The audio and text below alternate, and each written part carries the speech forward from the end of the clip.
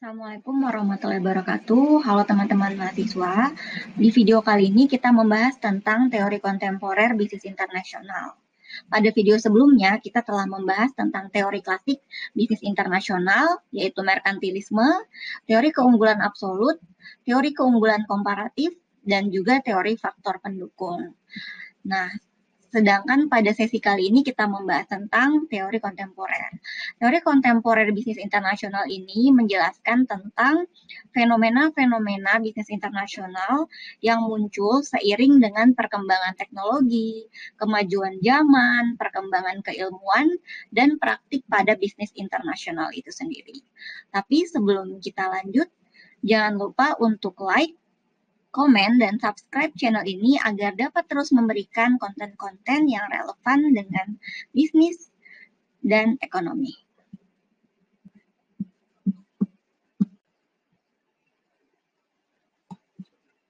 Topik yang akan kita bahas pada video kali ini ada dua topik bahasan. Yang pertama adalah teori-teori kontemporer bisnis internasional, dan yang kedua kita juga membahas tentang teori-teori investasi langsung luar negeri.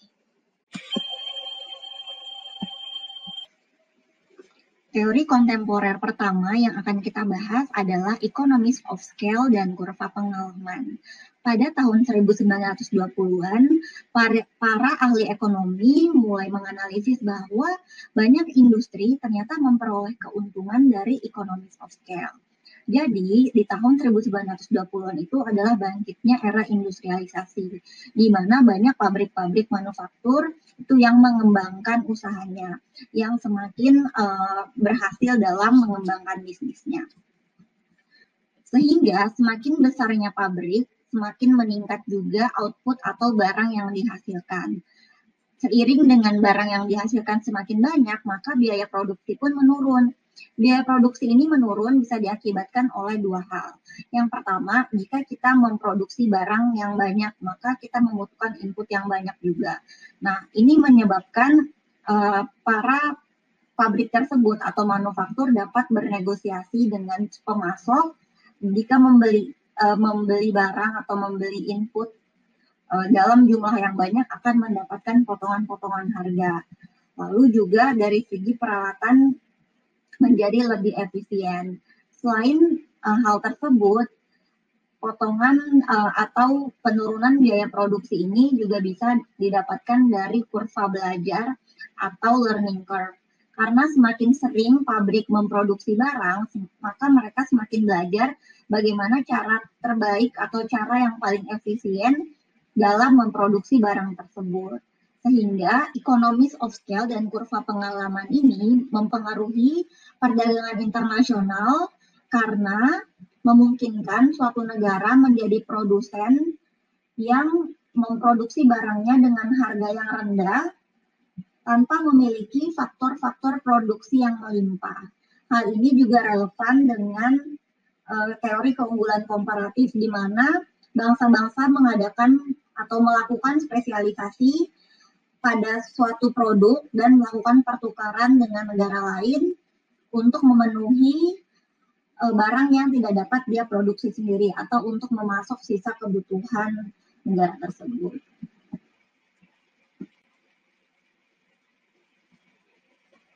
Selanjutnya, teori yang kedua yang akan kita bahas adalah teori penggerak pertama atau first mover theory. Nah, menurut teori ini, perusahaan yang menerobos pasar pertama atau masuk ke negara asing tersebut akan segera mendominasi pasar. Hal ini didasari dari suatu penelitian yang meliputi banyak industri, menemukan bahwa perusahaan-perusahaan yang masuk ke pasar tersebut akan mendominasi pasar atau memegang 30% bagian pasar dibanding dengan pengikutnya atau penerobos pasar yang datang selanjutnya yang hanya mendapat proporsi 13%. Nah, ini juga mendukung teori pertama tadi karena saat suatu perusahaan berhasil mendominasi pasar sehingga dia akan memproduksi lebih banyak barang, lebih banyak output sehingga mendapatkan keuntungan dari economies of scale yang telah kita bahas di teori sebelumnya. Namun ada juga kritik terhadap teori ini karena riset yang dilakukan itu hanya didasari pada perusahaan yang memang bertahan hidup, tapi tidak memasukkan perusahaan-perusahaan yang gagal. Nah, sebagai contoh misalnya perusahaan Amerika Serikat, yaitu Ampex yang membuat VCR yang pertama. Tapi karena modal yang terlalu tinggi, maka perusahaan tersebut gagal dan hanya menjual produknya sedikit. Jadi, itu adalah kritik dari teori penggerak pertama.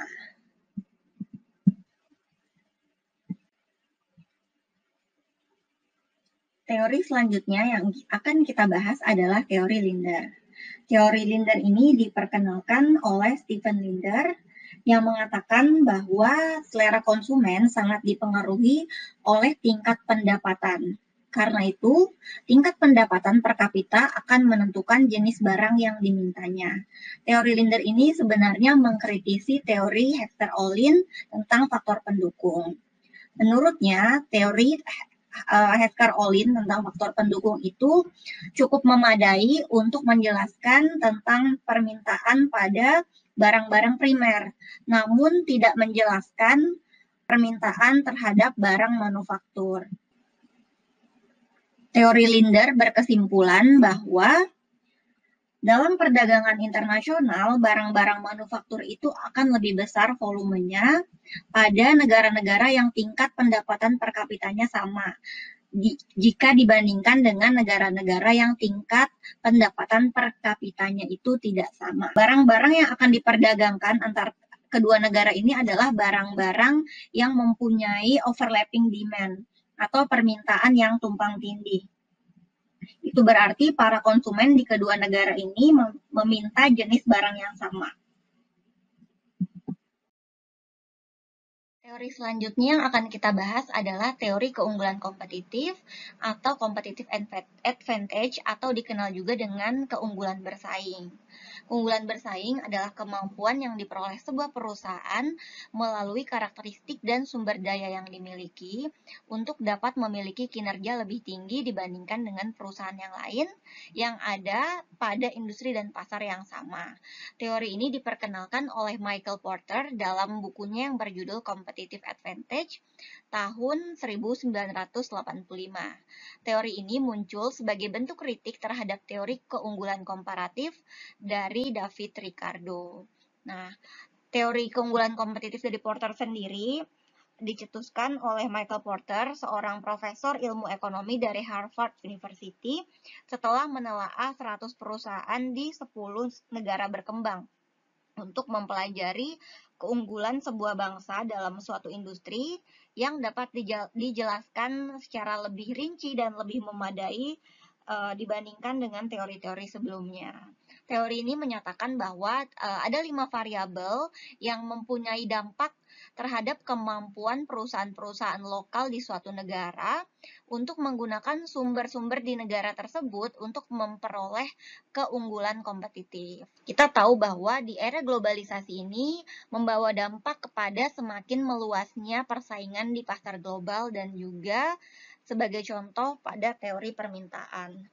Hal ini tentu saja menimbulkan persaingan yang ketat bagi pelaku pasar di sektor ekonomi. Dalam hal tersebut, Porter mengatakan bahwa salah satu cara untuk memenangkan persaingan adalah dengan memiliki keunggulan kompetitif. Nah, ada 5 faktor yang mempengaruhi suatu kemampuan perusahaan untuk memperoleh keunggulan kompetitif tersebut, yaitu adanya barriers to entry atau hambatan untuk masuk ke dalam suatu industri. Ini barriers to entry. Lalu ada bargaining powers of supplier. Bargaining power of supplier ini seperti kekuatan tawar-menawar dari pemasok. Selanjutnya ada bargaining power of customer atau kekuatan tawar-menawar dari customer atau pembeli. Lalu yang keempat ada trade of substitute of product of service atau ancaman dari produk-produk pengganti, baik itu berupa barang atau jasa. Dan yang kelima adalah rivalry among existing competitors, atau tingkat persaingan di suatu industri. Nah, kita bahas yang pertama dulu ya, yaitu dari segi ancaman pendatang baru.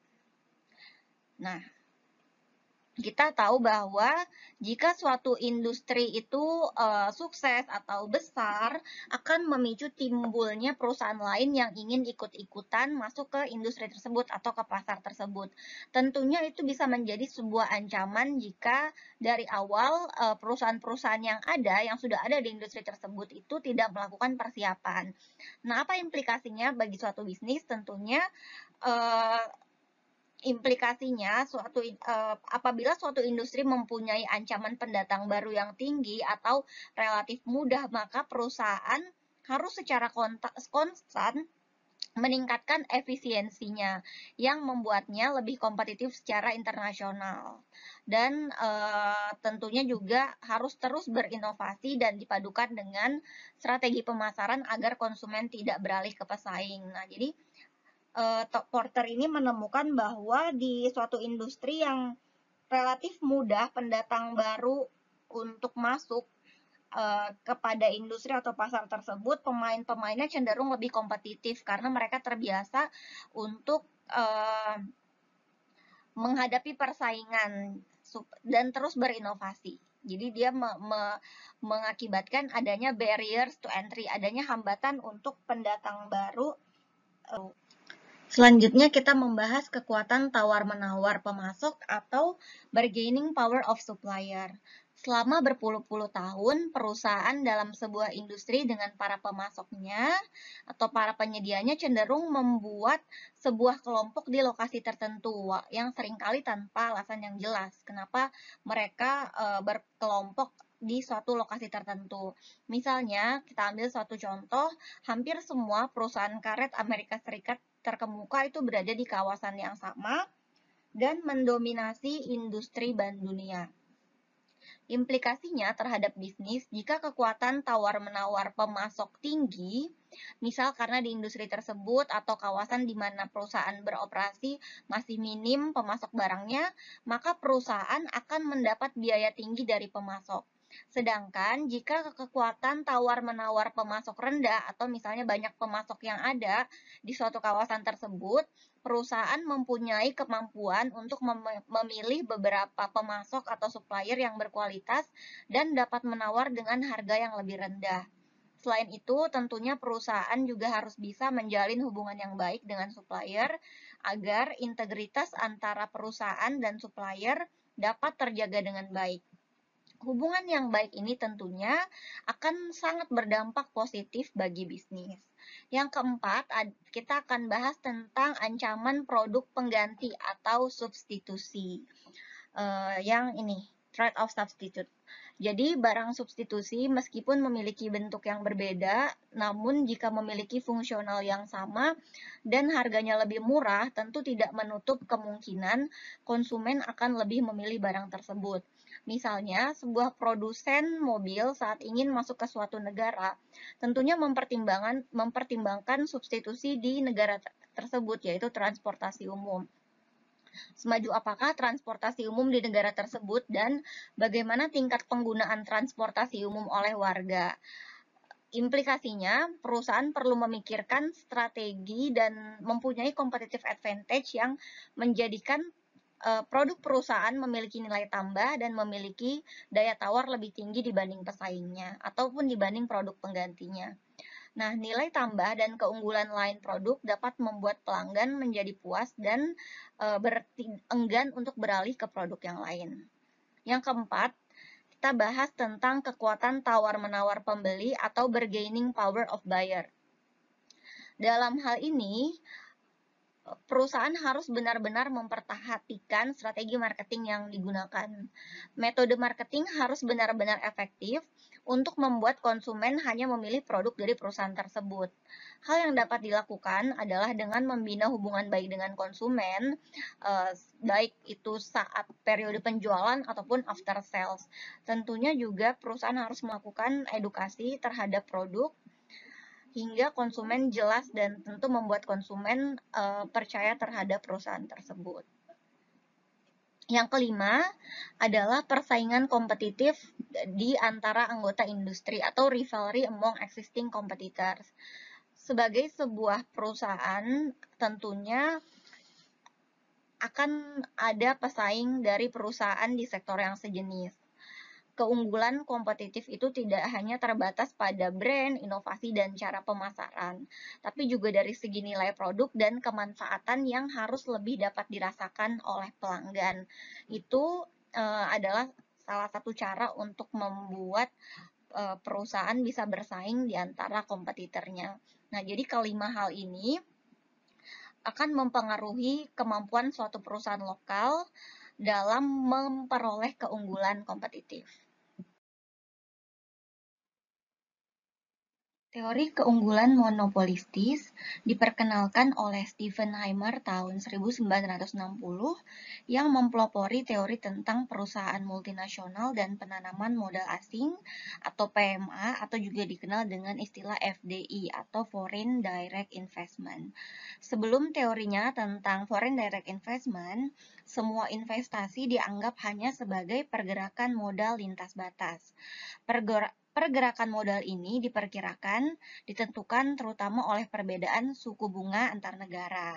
Dan setelah itu, setelah Heimer melakukan penelitian, Heimer menetapkan bahwa ada perbedaan antara investasi keuangan dan jenis investasi ini yang disebut dengan investasi asing langsung. Karena investasi asing langsung itu memberikan kendali perusahaan atas kegiatan bisnis di negara lain, sedangkan investasi portfolio tidak memberikan kendali seperti investasi asing langsung. Teori yang dikemukakan Stephenheimer ini berangkat dari perspektif neoklasik dan pertimbangan struktur pasar yang sempurna. Menurut Heimer, investasi asing langsung hanya dapat berhasil selama ada ketidaksempurnaan pasar yang dapat menciptakan keuntungan dan konflik. Perusahaan dapat mengurangi persaingan mereka dengan menerapkan investasi langsung asing. Dengan cara ini, perusahaan dapat menghilangkan konflik yang timbul di pasar dan mendapatkan keuntungan dari keunggulan spesifik mereka. Teori ini juga menunjukkan bahwa investasi langsung luar negeri lebih banyak terjadi pada industri oligopolistis daripada industri yang beroperasi dalam persaingan hampir sempurna. Selanjutnya kita akan membahas teori tentang investasi langsung asing terkait dengan ketidaksempurnaan pasar produk dan faktor produksi. Teori ini dipelopori oleh Capes yang menunjukkan bahwa pengetahuan unggul memungkinkan perusahaan melakukan investasi untuk memproduksi barang yang lebih disukai konsumen daripada barang yang sama dengan buatan lokal. Teori ini juga didukung oleh penelitian Capes yang menunjukkan bahwa perusahaan yang menanamkan modal di luar negeri adalah industri yang secara khusus terkait dalam penelitian produk dan usaha pemasaran yang kuat. Kita bisa lihat pada gambar sebelah kiri, itu ada factors of production atau faktor-faktor produksi seperti land, lahan, labor, tenaga kerja, capital, modal, dan entrepreneur. Inilah yang akan menjadi keunggulan pada suatu perusahaan dalam memproduksi barang yang lebih disukai konsumen.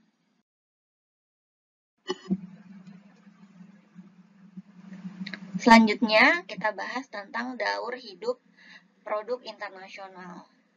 Konsep IPLC atau International Product Life Cycle, konsep IPLC atau konsep International Product Life Cycle menjelaskan investasi luar negeri sebagai tahap alamiah dalam kehidupan suatu produk. Seperti halnya product life cycle, suatu bisnis yang melakukan ekspansi internasionalnya juga didasari dari siklus hidup suatu bisnis atau siklus hidup suatu produk. Kita bisa lihat bahwa untuk menghindari kehilangan pasar yang dilayaninya melalui ekspor, perusahaan harus menanamkan modal berupa sarana produksi di luar negeri ketika perusahaan lain menawarkan produk yang sama. Teori ini juga menjelaskan sifat dan penyebab siklus ekonomi dari sudut pandang siklus hidup barang yang dapat dipasarkan. Teori ini berasal dari karya Raymond Vernon yang menggambarkan perkembangan perdagangan internasional dalam kaitannya dengan siklus hidup produk suatu periode di mana produk tersebut beredar di pasar. Vernon menyatakan bahwa beberapa negara mengkhususkan diri pada produksi dan ekspor produk berteknologi baru, sementara yang lain mengkhususkan diri pada produksi produk yang sudah dikenal. Negara-negara paling maju mampu menginvestasikan sejumlah besar uang dalam inovasi teknologi dan menghasilkan produk-produk baru, sehingga memperoleh keunggulan komparatif yang dinamis atas negara-negara berkembang. Jika kita lihat gambar di dalam laptop ini ada 4 tahap pada tahap hidup international product life cycle atau produk internasional. Di tahap yang pertama, di tahap introduction and growth stage atau tahap perkenalan dan perkembangan, multinational corporation atau perusahaan multinasional memanufaktur produk di negara maju. Lalu mereka mengekspor kepada negara berkembang. Nah, jadi ini adalah step yang pertama ya, di mana MNC itu manufaktur produk atau membuat produk di negara maju, lalu mengekspornya kepada negara berkembang. Nah, di sini kita bisa lihat salesnya itu masih trennya naik ya. Lalu di tahap early maturity atau kedewasaan awal, MNC mulai memindahkan produksinya kepada negara berkembang. Lalu dia juga mulai mengimpor ke negara asal mereka. Nah, setelah itu kita lihat di sini ya mulai menuju puncak tren penjualannya. Lalu di late maturity di tahap yang ketiga, itu di tahap kedewasaan akhir, di negara berkembang, di tahap yang ketiga ini terjadi persaingan antara kompetitor perusahaan tersebut juga dari developing country atau negara berkembang mulai mengekspor produk ke MNC home country. Jadi barangnya ini bersaing dengan MNC import, dengan hasil impor dari perusahaan multinasional tersebut. Dan di tahap decline, di tahap yang keempat, market di negara berkembang ini tetap menjadi target market dari multinational corporation, tapi biasanya MNC home country market diminishing atau negara berkembang, market di negara majunya ini mulai menurun. Selanjutnya kita akan membahas mengenai teori internalisasi. Teori ini merupakan pengembangan dari pengetahuan unggul, namun perusahaan dapat memperoleh harga lebih tinggi untuk pengetahuan itu dengan menggunakannya daripada menjualnya di pasar terbuka. Nah, jadi menurut teori ini akan lebih baik bagi suatu perusahaan melakukan investasi luar negeri daripada memberikan lisensi, daripada dia menjual pengetahuannya di pasar terbuka. Lebih baik dia menggunakannya dan langsung melakukan investasi pada pasar luar negeri, sehingga perusahaan tersebut dapat mewujudkan hasil yang lebih baik atas investasi yang dilakukan untuk memproduksi barang di luar negeri.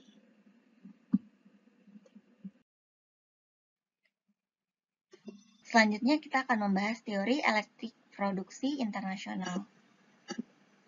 Ada 3 faktor yang mendasari teori ini, yaitu kepemilikan yang khas, internalisasi, dan kekhasan setempat atau lokal yang berkaitan dengan tempat atau location spesifik. Teori ini diperkenalkan oleh Dunning yang menggabungkan unsur-unsur dari beberapa teori sebelumnya. Dunning mengemukakan bahwa apabila sebuah perusahaan bermaksud melakukan investasi dalam sarana produksi di luar negeri, perusahaan tersebut harus memiliki keunggulan-keunggulan seperti kepemilikan yang khas, yaitu bagaimana sebuah perusahaan mempunyai tangible dan intangible aset berwujud dan aset tidak berwujud yang tidak dapat diperoleh oleh perusahaan-perusahaan lain. Yang kedua, dari segi internalisasi, perusahaan-perusahaan lebih baik menggunakan kekhasan yang dimilikinya atau keunggulan yang dimilikinya secara optimal daripada melisensikannya kepada pihak asing.